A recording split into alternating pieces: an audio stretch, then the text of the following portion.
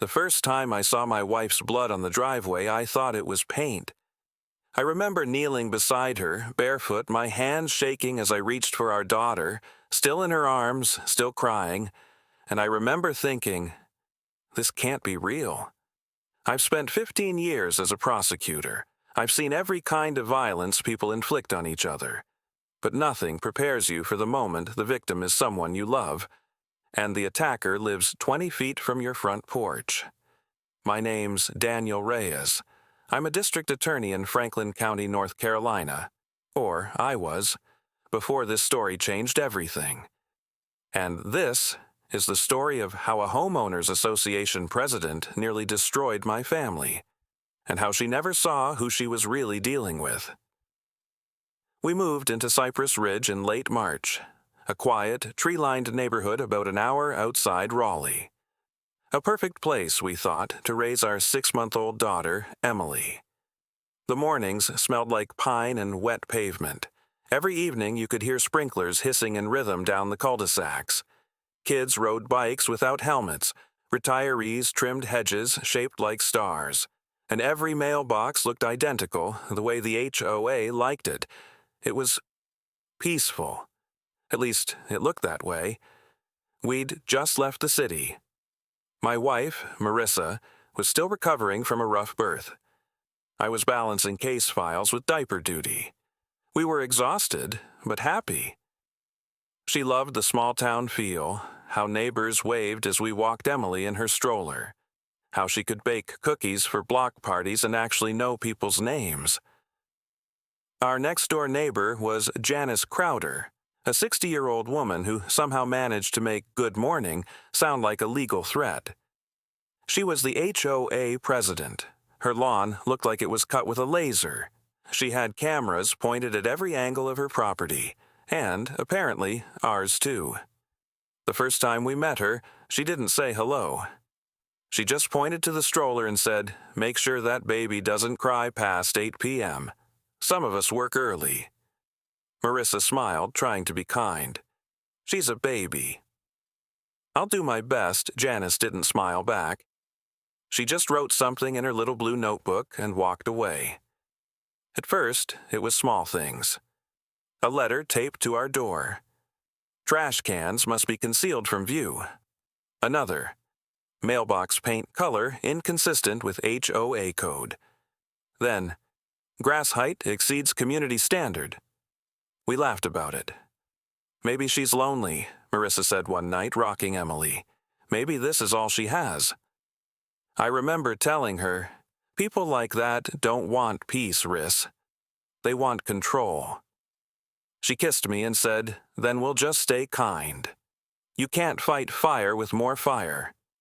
That was Marissa, soft-spoken, forgiving, endlessly patient. But Janice, she took kindness as weakness. 2 weeks later, I came home to find a warning taped to our front door in red ink. Notice of violation. Unauthorized structure. Infant swing. It wasn't even a permanent fixture, just a small baby swing hanging from the porch beam.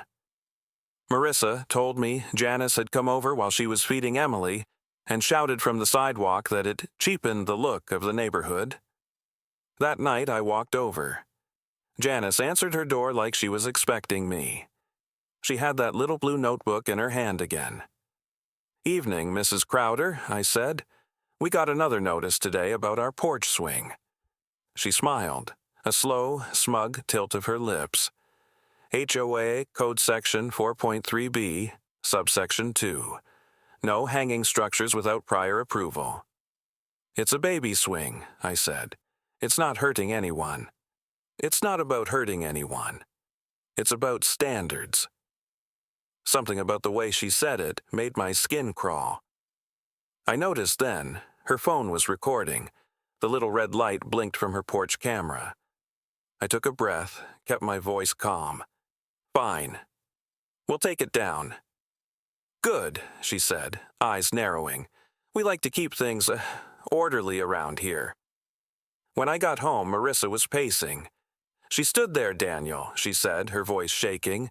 "While I was holding Emily, she started yelling about how she could report me for the swing. like she was the police. "She's not," I said, trying to comfort her. "She's just a lonely woman with too much power." But Marissa's hands wouldn't stop trembling. It didn't feel like that. It felt threatening. That was the first time I felt it too. The shift. The sense that something darker was hiding under the rules and regulations. I told myself it was just neighbor tension. But deep down, something told me we'd just stepped into a war we didn't start. 3 nights later, at 11:42 p.m., our doorbell rang. I opened the door, and Janice stood there, robe, clipboard, flashlight, glaring past me into the living room. "There's been a complaint," she said. My daughter's cries echoed faintly from upstairs. Her eyes shifted upward. "I told you," she whispered. "No crying past 8. And that's when I realized she'd been listening. I didn't sleep that night. Every time I closed my eyes, I saw that flashlight beam cutting through our doorway, her eyes following the sound of my daughter crying. The next morning, I installed a Ring camera. Not to spy, to protect. I told myself it was just precaution, but truthfully I was scared. I'd spent my career proving cases about stalkers, harassment, escalating behavior. The pattern always looked the same. Control disguised as concern. By the end of that week, Janice filed 4 more violations. Improper trash placement.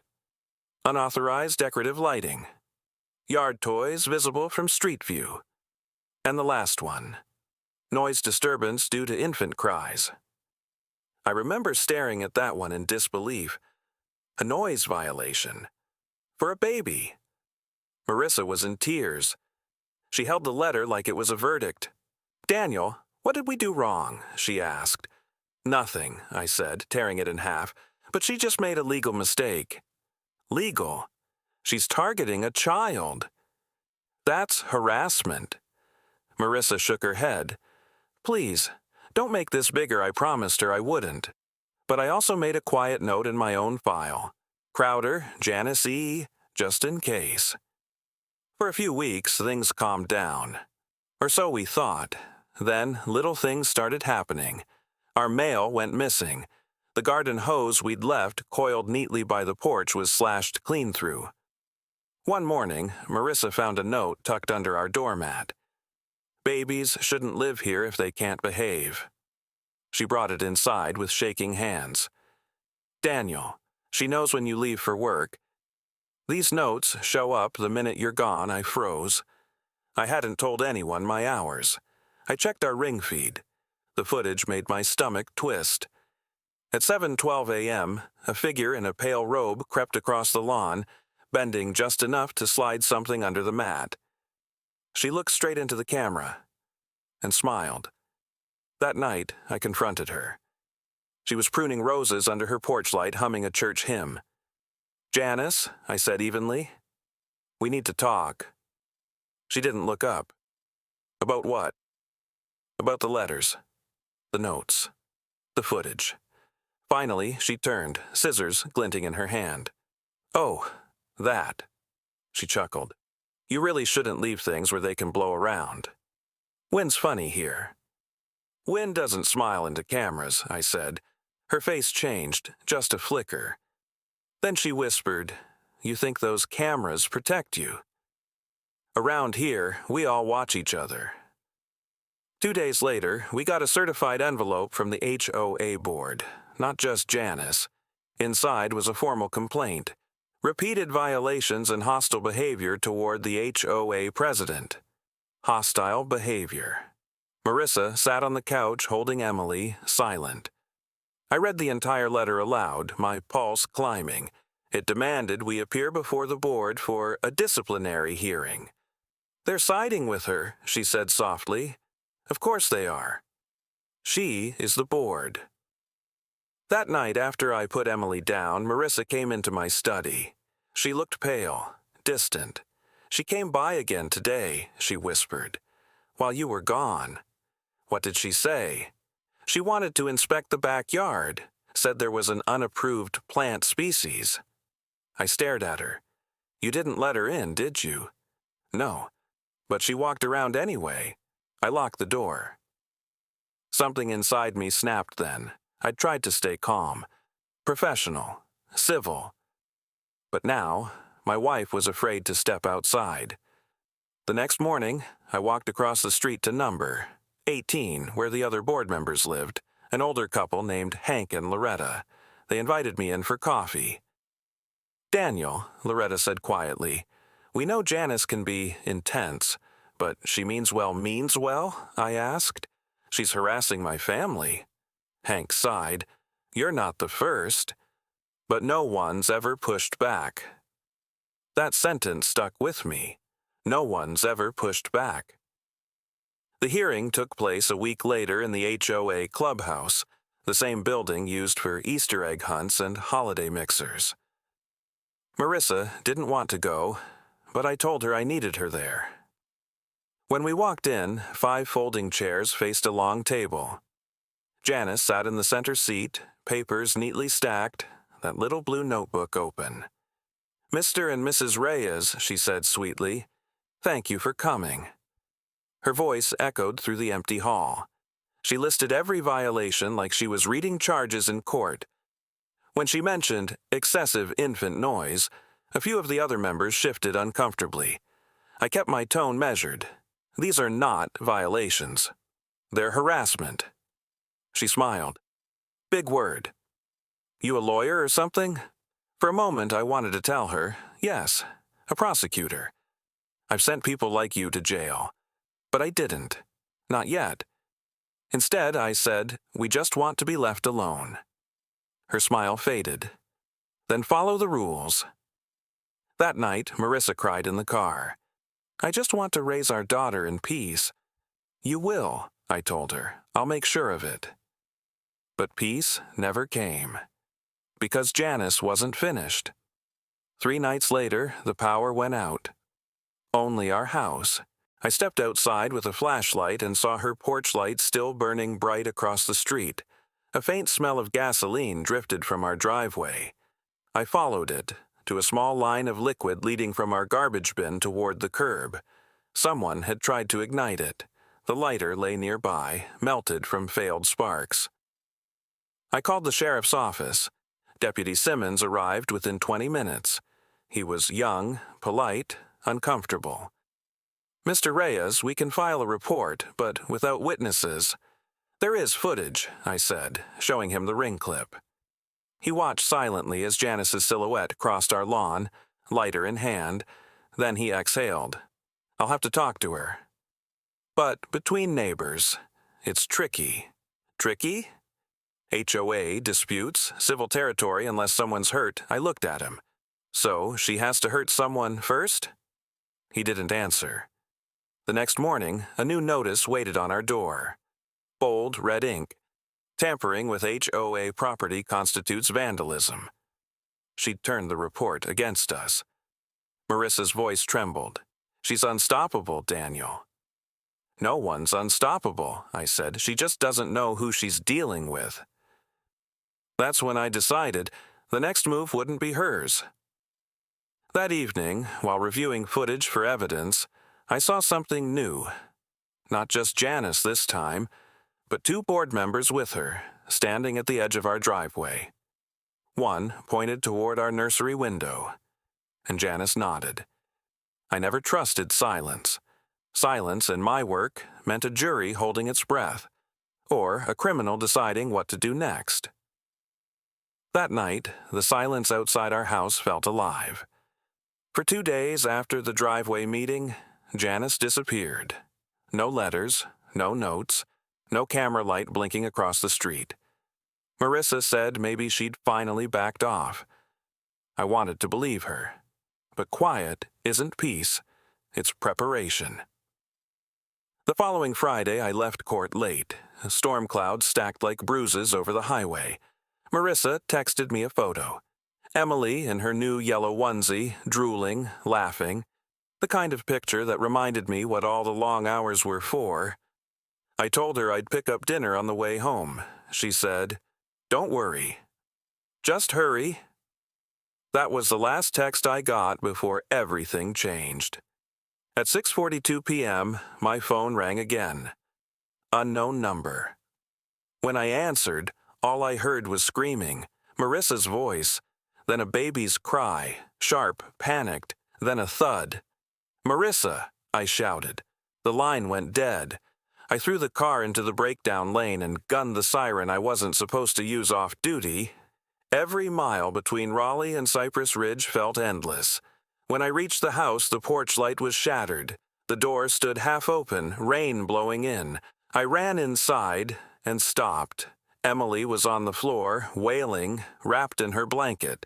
Marissa lay beside the staircase, bruised, blood on her temple, clutching Emily's leg even in unconsciousness. And standing over them, breathing hard, was Janice Crowder. Her hand still gripped a wooden cane. She froze when she saw me. For one suspended heartbeat, neither of us moved. Then she said, almost calmly, she wouldn't stop screaming. "The baby." I tried to. I didn't hear the rest. I'd already called 911. My voice was shaking, but my training took over. I described everything. Address, injuries, suspect present. Janice backed toward the door. "Don't you touch me," she hissed. "You people think you're above the rules." I stepped between her and Marissa. "Stay where you are." Her eyes flicked to Emily. "That noise, she brought it on herself." That sentence burned into me, not shouted, whispered, like she believed it. When the deputies arrived, Janice smiled for them. "Misunderstanding," she said, rain dripping off her robe. The wife slipped. I was helping, but the baby's cries didn't match the story. Neither did the bruises on Marissa's arms, the clear outline of fingers. They took Janice in that night. Assault, trespassing, child endangerment, and for a moment I thought justice would be simple. It never is. At the hospital, under fluorescent light, Marissa looked smaller than I'd ever seen her. She held Emily against her chest, whispering lullabies through split lips. "I tried to close the door," she said weakly. She was already inside. Said she heard crying through the wall. Said she had a right to inspect. Her voice broke. "She grabbed me, Daniel." She was holding Emily when she hit me. I felt the world tilt. My hands trembled, not from fear but fury. "I'm pressing every charge we can," I said. She shook her head slowly. "Just keep us safe." That was the moment I stopped being a husband who happened to be a prosecutor, and became a prosecutor who happened to have a wounded family. The next morning, the neighborhood exploded. Half the residents posted "We Stand with Janice" signs. The other half left food on our porch. I watched from the window as cameras and reporters swarmed the cul-de-sac. Someone had leaked that the victim was a DA's wife. Someone else leaked the footage from our Ring camera, just the parts that made it look like a scuffle, not an attack. The headline read, "HOA dispute turns violent. Dispute, not assault." 3 days later, Janice was out on bail. I saw her across the street trimming her hedges like nothing happened. She waved. That wave was worse than any threat. Marissa refused to step outside. Emily startled at every noise.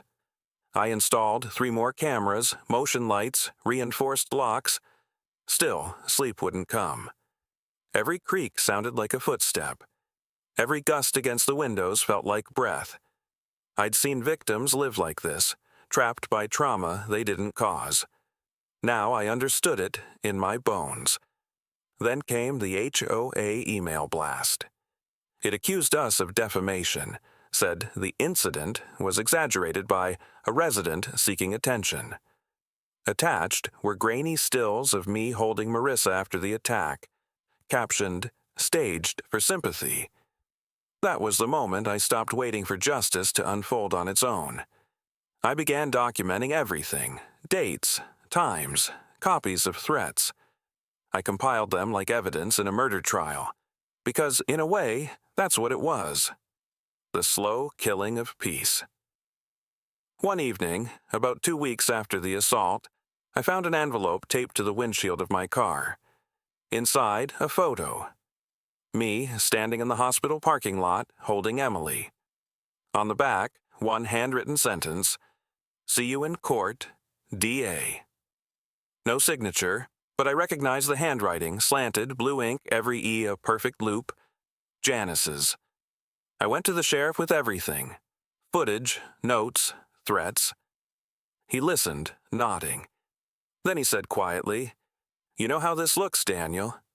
You're the district attorney. If you press too hard, it'll look personal." "It is personal," I said. "She beat my wife. I'm not saying don't pursue it. I'm saying tread careful. Small town politics." That's the phrase that always comes before injustice. Tread careful. When the first hearing came, Janice arrived in pearls and a sky blue blazer. She looked like someone's Sunday school teacher. She pled not guilty. Her lawyer argued she acted in defense of property rights and feared for neighborhood safety. They painted Marissa as unstable, a new mother under stress, imagining hostility. Marissa sat beside me, trembling. I reached for her hand under the table. She whispered, "She's going to get away with it, isn't she?" I didn't answer, because I wasn't sure. After court, Janice caught me in the hallway. "Careful, counselor," she said. "If you keep pushing, maybe people start looking into your conduct." "Abuse of power, maybe?" She smiled. "Funny thing about reputations, they're fragile." I stared at her, remembering every victim who'd ever said, "They'll never believe me." Now I was living it. That night, I held Emily while Marissa slept. Her tiny hand curled around my thumb. For the first time, I felt something sharper than rage. Resolve. Janice thought she was untouchable because she hid behind bylaws and fake civility. But she'd forgotten who I was, and what I did for a living. I'd spent my career building airtight cases. Now, I was building one more, slowly, methodically, legally. I wasn't going to break the law. I was going to use it. The day the motion went public, the quiet little town of Cypress Ridge stopped pretending it was quiet. Neighbors crossed the street rather than meet my eyes. News vans lined the curb where kids used to ride scooters. Every time I stepped outside, a microphone followed. District attorney turns on HOA president. Suburban feud or abuse of power? Justice or vendetta? I'd prosecuted murderers, traffickers, fraudsters. None of them rattled me like this because none of them had mowed their lawn across from my window while smiling at my daughter. Inside the courthouse, I was suddenly the story instead of the storyteller. The state had to assign a special prosecutor. Conflict of interest. That cut deep, but it was right. Justice had to be clean. Marissa still flinched at camera flashes. Emily had learned to say light whenever a flash went off, her tiny finger pointing toward the noise. That word broke me every time. The investigation widened. The deputies recovered a trail of evidence Janice thought she'd erased. Emails to the board calling us community hazards. Audio recordings bragging about teaching the DAA lesson. Each discovery was another layer peeled back from the mask she wore. But Janice played the part of the misunderstood neighbor flawlessly. She held press conferences on her porch, framed by blooming roses. "She's sick," Marissa whispered once, watching from behind our curtains. "No," I said. "She's strategic." Every move she made was meant to humiliate us publicly and wear us down privately. The stress was a living thing in our house. The baby monitor clicked with phantom interference. Turns out one of Janice's Wi-Fi cameras was still aimed at our property. I filed a restraining order. She filed an appeal. Weeks became months. I'd go to court in the morning to prosecute strangers and return home at night to the same hollow silence. Marissa barely slept. Sometimes I caught her staring at the front door as if waiting for it to open again without warning. That look haunted me. The preliminary hearing was set for July 6th. A humid, thunder-heavy morning. The courtroom smelled like dust and sanitizer. When Janice entered, she nodded toward me, polite, almost neighborly. Her attorney rose, confident.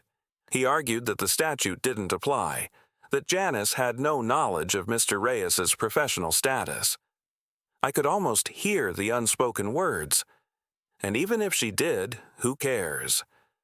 But then, the special prosecutor played a clip from Janice's own phone, one she'd bragged about online. Her voice filled the courtroom. He's a DA, thinks he can do whatever he wants. I'll show him what rules mean. The room went still. Even her lawyer swallowed hard. After that day, the case changed temperature. Neighbors who once sided with her started pulling down their signs. The HOA board issued a public apology. Half-hearted, but it mattered. Yet victory didn't feel like victory. It felt like breathing through smoke. Marissa's injuries healed, but something inside her didn't. She jumped at footsteps. When the mail came, she made me check it first. One night, she said, "I keep thinking she's still watching. Like if I step outside, she'll be there." I wanted to tell her she was wrong, but the truth was, I still felt it too. Around that time, I started keeping a journal. Not evidence, just thoughts. Every entry ended the same way. If justice fails, what then? I'd never written that question before. It scared me that I could. Then came the community meeting, the one that changed everything. The HOA, desperate to salvage reputation, held an open forum. Every resident invited, cameras allowed. When I walked in, the air buzzed with whispers. Janice sat at the front table again, not as president, but as member under review. Her hands trembled slightly as she adjusted her microphone. She began with an apology, or what she called one. "I regret the misunderstandings that led to pain in our neighborhood." Misunderstandings. The word echoed through the hall like static. I felt Marissa's hand tighten around mine. She whispered, "She's rewriting it." That was when I stood up. I hadn't planned to speak, but silence was complicity now. I stepped to the microphone. Most of you know me as Daniel Reyes, the prosecutor. But before that, I'm a husband and a father. My wife was attacked in our own home, holding our baby. That isn't a misunderstanding. That's violence. The room went quiet. Even Janice looked stunned, because for once I wasn't hiding behind professionalism. "This isn't about HOA rules," I said. "It's about people who think power protects them from decency." It doesn't, and it never will. When I finished, no one clapped. They just sat there, absorbing the weight of it. Sometimes silence is justice, taking its first breath. From that night forward, the tide shifted. Witnesses came forward, neighbors who'd been bullied by Janice for years. Old complaints surfaced, the pattern was undeniable. The trial date was set for September. I wasn't allowed to prosecute, but I didn't need to. Truth had its own momentum now. The courtroom during trial felt colder than I remembered. Marissa testified first. She spoke softly, steadily, even when the defense tried to shake her. When asked what she feared most, she said, "That my daughter will grow up thinking this is normal." That line broke something open in everyone listening. When Janice took the stand, she tried to maintain composure, but the recordings, the emails, the witnesses all painted the same picture. Control, obsession, entitlement. After 3 days of testimony, the verdict came down. Guilty on all counts. Janice didn't look at me. She just stared at the floor, muttering, "I was only protecting the neighborhood." The irony was almost poetic. The woman obsessed with rules undone by the very system she worshipped. When the gavel fell, I didn't feel triumph, just relief and exhaustion so deep it felt like gravity. Marissa exhaled beside me, tears tracing quiet lines down her cheeks. I wrapped my arm around her and whispered, "It's over." But she shook her head gently. "No, it's just beginning." She was right. Healing doesn't start with a verdict. It starts with what you do after. That night, we returned home. The street was silent again. This time the good kind. Someone had left a candle on our porch. The label handwritten. For peace. Inside, Emily slept soundly for the first time in months. Marissa stood at the window looking out over the dark lawns. "Do you think she ever realized who you were?" she asked quietly. I thought about it. "Maybe not until the end," I said. But it never should have mattered. Justice looks different the morning after,